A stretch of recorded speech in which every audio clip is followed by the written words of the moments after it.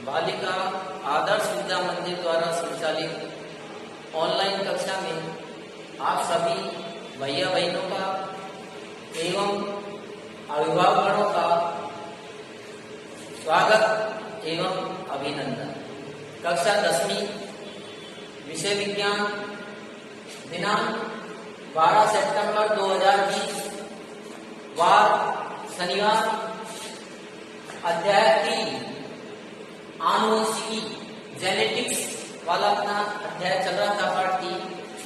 उसी के श्रृंखला में आगे अपन देखिए इस पार्ट के अंदर अपना जो टॉपिक चल रहा था इससे पहले जो वीडियो था अपना उसके अंदर आनुवंशिकी शब्दावली चल रही थी, यानी आनुवंशिक शब्दावली का पार्ट फर्स्ट चल रहा था। और आज अपन आनुवंशिकी जो है शब्दावली है उसी का ही भाग 2 पढ़ेंगे आज। और इस भाग 2 के अंदर अपन जो टॉपिकों का अध्ययन करेंगे वो कौन कौन से हैं आप एक बार देख लीजिए। लक्षण प्रयोग, जीन प्रयोग, प्रभावी लक्षण, अप्रभावी लक्षण, एक संकर संकर और द्विसंकर संकर, ये आदि टॉपिकों पर आज अपन इनके बारे में चर्चा आज अपन यहाँ पर करेंगे। तो आप भैया भाई इनको ध्यानपूर्वक सुनेंगे।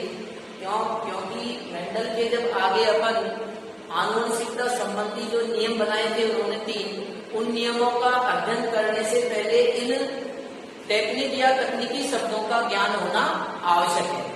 तो आइए आज कुछ टेक्निक शब्दों के बारे में पिछले वीडियो में पढ़ चुके हैं और आज नेक्स्ट देखिए। आज सबसे पहले अपन पढ़ेंगे लक्षण प्रारूप। लक्षण प्रारूप क्या होता है? देखिए, कोई भी जीव जो होता है यानी किसी भी सजीव या जीव के बाहरी कारकों का उल्लेख, बाह्य कारकों का उल्लेख अर्थात जीव या सजीव आपको बाहर से कैसा दिखाई देता है। यानी कोई भी हो, मैं हूं आपको जैसे कैसे दिख रहे हैं, सालों के बाल घुंघराले हैं, कद के छोटे हैं, ये कलर की शर्ट पहन रखी है, पिंक कलर की, जो भी है। तो किसी भी जीव के बाह्य कारकों का उल्लेख अर्थात जीव है जो बाहर से आपको कैसा दिखाई देता है। तो इसमें कौन कौन से लक्षण आ सकते हैं? जैसे आप बता सकते हैं जीव का आकार हो सकता है, उसका स्वरूप है, रंग रूप हो सकता है, कद अगर आप देखें जैसे लंबा है, बौना है, रंग की दृष्टि से देखें भाई वो लाल रंग का है, सफेद रंग का है, अर्थात जीव आपको बाहर से कैसा दिख रहा है। तो ये सब बातें हैं जो इसी लक्षण प्रारूप के अंदर आता है। तो लक्षण प्रारूप जो होता है इसको अंग्रेजी में अपन बोलते हैं जीनोटाइप। क्या बोलते हैं? जीनोटाइप। लक्षण प्रारूप को अपन फिनोटाइप कहते हैं। अब लक्षण प्रारूप जब आप पढ़ेंगे तो इसकी क्या खासियत होती है कि लक्षण प्रारूप जो होता है ये वातावरण से प्रभावित हो जाता है, यानी वातावरण है जो इन लक्षणों को बदल सकता है। जैसे अपन एक उदाहरण लेते हैं कि आपका कलर जैसे गोरा है थोड़ा, अगर आपको रोजाना धूप में बैठने के लिए कह देंगे तो निश्चित रूप से आप बाहर से तो कैसे दिखाई दे रहे हैं? गोरे दिखाई दे रहे हैं, माने रंग आपका साफ है, लेकिन आपको 2-3 महीने आपको धूप में लगातार बैठा दिया है, वहां आप काम कर रहे हैं, तो कुछ दिन बाद आप देखेंगे कि आपका रंग इतना जो गोरा होना चाहिए, कलर साफ जो होना चाहिए नहीं होगा, अर्थात कुछ गेहुआ कलर आपका हो जाएगा। तो इसका मतलब बाहरी स्वरूप जो होता है आपका है जो बदल गया है। क्यों बदला? वातावरण के दौरान, ठीक है ना। तो इसका मतलब यही हुआ कि लक्षण प्रारूप जो होते हैं वो वातावरण के द्वारा बदल जाता है। साथ ही एक बात और ध्यान देंगे कि लक्षण प्रारूप का जब आप अध्ययन करते हैं तो उस समय जीव की जीनी संरचना पर ध्यान नहीं देंगे। जीनी संरचना पर आपको उस समय ध्यान नहीं देंगे, केवल उसके बाह्य कारकों का ही आपको उल्लेख करना है। तो आइए देखिए, यहाँ पर साफ लिखा हुआ है लक्षण प्रारूप, जिसको आप फिनोटाइप भी कहते हैं।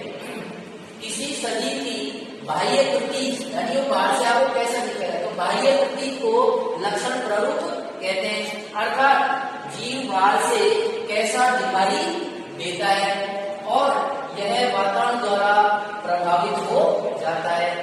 इसमें पौधे के जीन प्रारूप को ध्यान नहीं रखा जाता। यानी क्या कर रहा है, जब आप लक्षण प्रारूप का अध्ययन करते हैं या लक्षणों के बारे में जानकारी करते हैं तो उस समय आप जीन प्रारूप को ध्यान में नहीं रखा जाता है।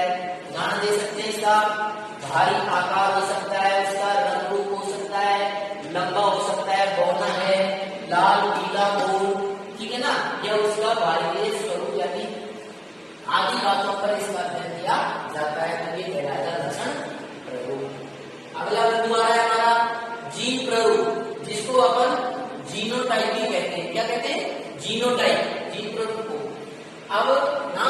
रहा है। जीन प्ररूप क्या है?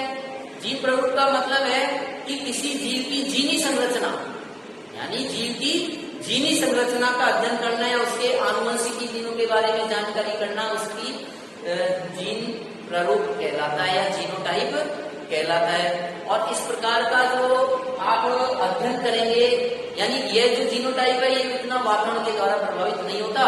और इस प्रकार जब आप जीनोटाइप का अध्ययन कर रहे हैं तो उसकी आप लक्षण प्ररूप को ध्यान में नहीं रखेंगे, केवल उसकी जीनी संरचना पर ही अध्ययन किया जाता है। जैसे लंबापन पौधा है, शुद्ध लंबा है, मान लीजिए तो कैपिटल डबल पी लिखेंगे आप यहाँ पर, जैसे शुद्ध लंबा। तो यहाँ पर आप इसकी जीनी संरचना यानी लंबे के जीन क्या होंगे? कैपिटल टी होंगे, तो ये कहलाएगा शुद्ध लंबा। ऐसे ही मान लीजिए देखेंगे तो देखिए यहाँ पर शुद्ध बौना, तो बौने के जीन है तो देखिए ये स्मॉल डबल टी है, और यहाँ पर लंबे के, इनकी जीन अलग है और इसकी जीन अलग है। तो यहाँ पर लंबा है, बौना है, इनसे कोई नहीं, अपन को केवल इसकी जीनी संरचना पर आप ध्यान देंगे, ठीक है। तो ये आपको ध्यान रखना चाहिए।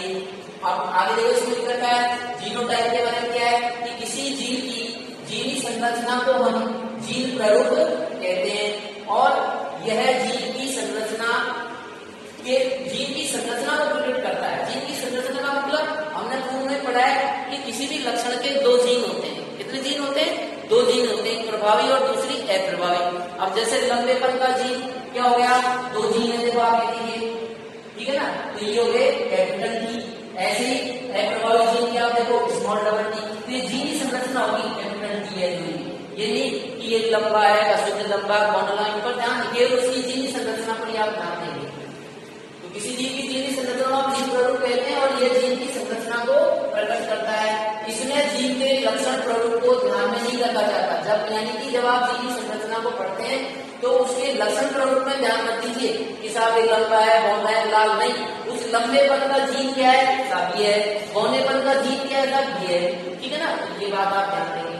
आगे क्या है? उदाहरण के लिए जैसे कैपिटल टी है, ये शुद्ध लंबा हो गया, और स्मॉल डबल टी क्या है?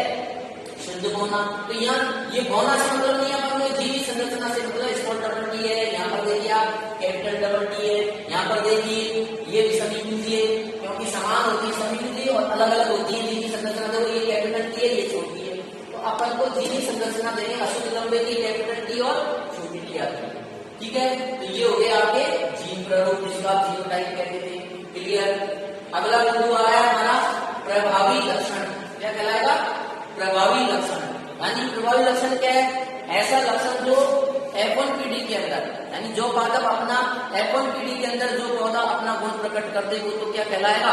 प्रभावी लक्षण, ठीक है ना। और प्रभावी लक्षण को आप हमेशा अंग्रेजी के कैपिटल लेटर में लिखा जाता है। अभी यहाँ पर उदाहरण देंगे, उसको ध्यानपूर्वक सुनेंगे। जैसे यहाँ पर आप देखते हैं शुद्ध लंबा, ये कौन सा है? शुद्ध लंबा।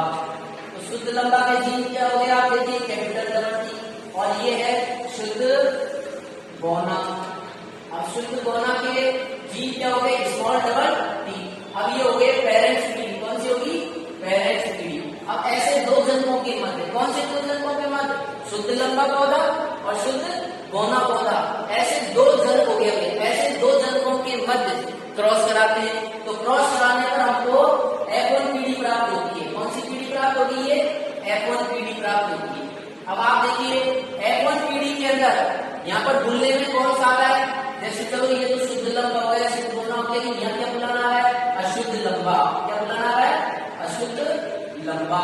अब लंबाई को बुलाना है, जबकि यहाँ दोनों जीन है, कैपिटल टी भी और छोटे के भी है। लेकिन F1 पीढ़ी के अंदर, अभी अपन ने पढ़ा ना कि F1 पीढ़ी के अंदर जो पौधा अपना गुण या लक्षण प्रकट कर देता है वो तो कहलाएगा प्रभावी, और जो अपना गुण प्रकट नहीं कर पाता वो क्या कहलाएगा? अप्रभावी। तो यहाँ पर आपने देखा कैपिटल टी जो है इसने अपना गुण प्रकट कर दिया, तो यही प्रभावी है, जबकि मौजूद दूसरा भी है, लेकिन F1 पीढ़ी के अंदर ये अपना गुण प्रकट नहीं कर पाता है, छिप गया, क्योंकि ये बड़ा टी है देखो, और इसी ओट में नीचे है जो छिपा हुआ है। तो है तो दोनों के लक्षण, लेकिन प्रकट कौन से हो रहे हैं? Capital T. तो क्या मतलब निकला उदाहरण से आपने कि मेंडल ने जब शुद्ध लंबा और शुद्ध बौने पौधे, ऐसे दो जनकों के मध्य जब क्रॉस कराया तो क्रॉस कराने पर F1 पीढ़ी के अंदर जो पौधा अपना गुण प्रकट कर देता है वो प्रभावी लक्षण कहता है, और उसको हम अंग्रेजी के कैपिटल लेटर से प्रदर्शित करते हैं, जो कि यहाँ पर कैपिटल T है जो प्रभावी लक्षण है। और अप्रभावी लक्षण का मतलब क्या हुआ कि जो पौधा F1 पीढ़ी के अंदर अपना गुण प्रकट नहीं कर पाता उसे हम अप्रभावी लक्षण कहते हैं, और अप्रभावी लक्षण को हम अंग्रेजी के स्मॉल लेटर से इंगित करते हैं। और कौन गुण प्रभावी है या कौन गुण अप्रभावी है इसका निर्णय या निर्धारण कौन सी पीढ़ी में होता है, F1 पीढ़ी पर ही पता चलता है। तो आइए देखिए यहाँ पर प्रभावी लक्षण क्या है कि वह लक्षण जो F1 पीढ़ी में अपने आप को अभिव्यक्त कर दे, अभिव्यक्त का मतलब अपने आप के गुण या लक्षणों को प्रकट कर देता है, वह प्रभावी लक्षण कहलाता है। प्रभावी लक्षणों को हम इंग्लिश के कैपिटल लेटर में लिखा जाता है, जैसे कैपिटल T है यहाँ पर प्रभावी लक्षण। अगला बिंदु देखिए अप्रभावी लक्षण, वह लक्षण जो F1 पीढ़ी में स्वयं को अभिव्यक्त नहीं करता, अर्थात अपने आप को F1 पीढ़ी के अंदर प्रकट नहीं कर पाता है, तो उसे हम क्या कहेंगे, यहाँ लिखा हुआ देखो, वह लक्षण जो F1 पीढ़ी में स्वयं को अभिव्यक्त या प्रकट नहीं कर पाता है वह अप्रभावी लक्षण कहलाता है। और इस लक्षण को अप्रभावी लक्षण को हम इंग्लिश के स्मॉल लेटर में इंगित करते हैं, जैसे यहाँ पर स्मॉल टी वहां पर आए कैपिटल T आया था, यहाँ पर क्या है प्रभावी के अंदर स्मॉल टी आया। तो ये क्लियर हो गया आपका प्रभावी और अप्रभावी क्या है, इस उदाहरण से अपन ने क्लियर कर लिया। तो प्रभावी अप्रभावी का निर्धारण कौन सी पीढ़ी में होता है, F1 पीढ़ी में, ठीक है ना। जैसे आपने कई बार देखे होंगे दो जवान आपस में दिखने में बहुत अच्छे लग रहे हैं, गट्टे गुट्टे दोनों ही, लेकिन कौन अगर दोनों में कुश्ती करा दें अपन तो कौन विजयी होगा कौन, तो इस बात का पता तो वो कुश्ती का जो अखाड़ा है मैदान उसमें ही पता लगेगा, ठीक है ना। अगर वो उस अखाड़े में अपना गुण प्रकट करते हैं भाई ये पहलवान है जो जीत गया ये हार गया, तो वैसी बात यहाँ पर ये गुणों का प्रभावी अप्रभावी गुणों का पता F1 पीढ़ी में ही करता है। नेक्स्ट टॉपिक देखिए एक संकर संकरण, ठीक है ना, इसको इंग्लिश में बोलते हैं, एक का मतलब मोनो हाइब्रिड क्रॉस, क्या बोलेंगे इसमें इंग्लिश में, mono hybrid cross. Mono hybrid cross के अंदर क्या है कि मेंडल ने क्या किया, जब एक लक्षणों को ध्यान में रखते हुए ऐसे दो जनकों के मध्य क्रॉस कराने की प्रक्रिया को क्या कहेंगे, एक संकरण कहते हैं। इसको ध्यान से सुनेंगे कि क्या बताया मैंने कि वह संकरण जिसमें एक लक्षणी का ही वापस ध्यान दें, मेंडल ने क्या किया, जब एक लक्षण की वंशागति को ध्यान में रख करके ऐसे दो जनकों के मध्य क्रॉस कराया, यानी एक युग्म विकल्प की जोड़े के अंदर, पीछे बताया ना युग्म विकल्प का मतलब क्या होता है। जैसे इस उदाहरण से क्लियर हो रहा है, देखो एक लक्षण है यहाँ पर पद यानी ऊंचाई, जी तो दो है, शुद्ध लंबा और शुद्ध बौना है, ये प्रभावी, किसी भी लक्षण की दो जीन होते हैं, एक प्रभावी और दूसरा अप्रभावी, लेकिन यहाँ लक्षण एक ही आ रहा है, पद यानी ऊंचाई की बात कर रहा है केवल। तो आप देखो मेंडल ने यहाँ शुद्ध लंबा और शुद्ध बौना होने के अंदर जो क्रॉस कराया, तो ये कौन सा लक्षण हो गया, एक ही लक्षण की वंशागति पर क्रॉस कराया, तो ये कहलाएगा मोनोहाइब्रिड क्रॉस। क्या कहलाएगा, मोनोहाइब्रिड क्रॉस। देखिए लिखा हुआ है कि वह संकरण जिसमें एक लक्षण की वंशागति का ही अध्ययन किया जाता है उसे हम एक संकर संकरण कहते हैं। जैसे ध्यान दे सकते हैं, लंबेपन का क्रॉस कौन से पौधे के साथ करवाया, बौनेपन पादप के साथ कराया। यहाँ पर देखो लंबा शुद्ध लंबा पौधे का क्रॉस शुद्ध बौने पौधे के साथ कराया, तो यहाँ पर केवल एक ही लक्षणों की चर्चा कर रहे हैं हम। तो ऐसे जनकों के मध्य, ऐसे दो जनकों के मध्य किया गया क्रॉस एक संकर संकरण कहलाता है। अब आ रहा है अगला टॉपिक हमारा द्विसंकर संकरण। क्या कहला है, द्विसंकर संकरण, जिसको इंग्लिश में बोलते हैं dihybrid cross. Dihybrid cross के अंदर क्या है, मेंडल ने जब एक साथ दो लक्षणों की वंशागति का अध्ययन किया। अब यहाँ जैसे उदाहरण से समझेंगे, दो लक्षण का मतलब एक तो उन्होंने कद के आधार पर लिया, कद का मतलब लंबा और बौना, और दूसरा उसके साथ क्या जोड़ दिया, रंग के आधार पर लाल और सफेद। तो देखो यहाँ पर अब दो लक्षण आएंगे, एक तो आपने लिख लिया लंबा व लाल, ठीक है ना, लंबे का कैपिटल T जी होगी और रेड का होगे R, ठीक है ना। अब ये तो एक लक्षण तो ऐसे ही इधर को देखिए क्रॉस कराएंगे, किसका लंबा कौन होगा, बौना, और इधर को वह सफेद या सफेद। अब बौना का क्या होगा, उसी की स्मॉल टी होगी और कैपिटल R का स्मॉल r। अब ऐसे दो जनकों के मध्य क्या बताएंगे, अपन क्रॉस कराएंगे। अब आप यहाँ पर ध्यान से सुनिए, यहाँ पर दो लक्षण हुए नहीं हुए, देखो लंबा और बौना, एक तो ये लक्षण हो गया और बताइए दो लक्षण हुए नहीं, एक तो कद के आधार पर और दूसरा रंग के आधार पर। तो मेंडल ने जब एक साथ दो लक्षणों की वंशावली का जो अध्ययन किया था या ऐसे दो जनकों के मध्य किया गया क्रॉस है तो क्या कहलाएगा, विसंकर संकरण। देखो लिख रखा ऐसा संकरण जिसमें दो लक्षणों की वंशावली, ठीक है ना। तो आप बताएं दो वंशावली का अध्ययन किया जाता है उसे हम विसंकर संकरण कहते हैं। उदाहरण जैसे लंबे व लाल पुष्प वाले पौधे तथा बौने व सफेद पुष्प वाले पौधे पर किया गया क्रॉस, जो यहाँ दिया है उदाहरण देखो, लंबे व लाल और दूसरा बौना व सफेद, ऐसे दो जनकों के मध्य क्रॉस कराएंगे। तो क्रॉस कराने पर अपन को F1 पीढ़ी के अंदर इस प्रकार के पौधे प्राप्त होंगे। तो देखिए इस प्रकार के पौधे प्राप्त होंगे, ये है अपनी F1 पीढ़ी। F1 पीढ़ी के अंदर क्या है, देखिए बुनने में कौन आ रहा है, लंबा और लाल आ रहा है, जबकि दोनों है, लेकिन ये प्रभावी जीन है इसलिए बुल नहीं ली, बौना का चर्चा नहीं हो रहा, ना इधर को सफेद हो रहा है। तो बुलने में क्या हुआ, जब मेंडल लंबे व लाल बौने व सफेद ऐसे दो जनकों के मध्य क्रॉस कराया तो F1 पीढ़ी के अंदर उसे लंबे व लाल पुष्प पादप प्राप्त हुई। तो आपने देखा यहाँ पर दो लक्षणों की वंशावली के बारे में बातें बताई हैं कि दो लक्षण दिए गए। तो ये तो आज की आनुवंशिकी जो शब्दावली है उसमें हमने ये 6 बिंदु यहाँ पर लिए और मैं क्या समझता हूँ कि इनके बारे में आप कुछ समझ में आया होगा। निश्चित रूप से आप एक बार इनका अध्ययन करेंगे। आज की वीडियो में इतना ही, तब तक के लिए इजाजत, नमस्कार।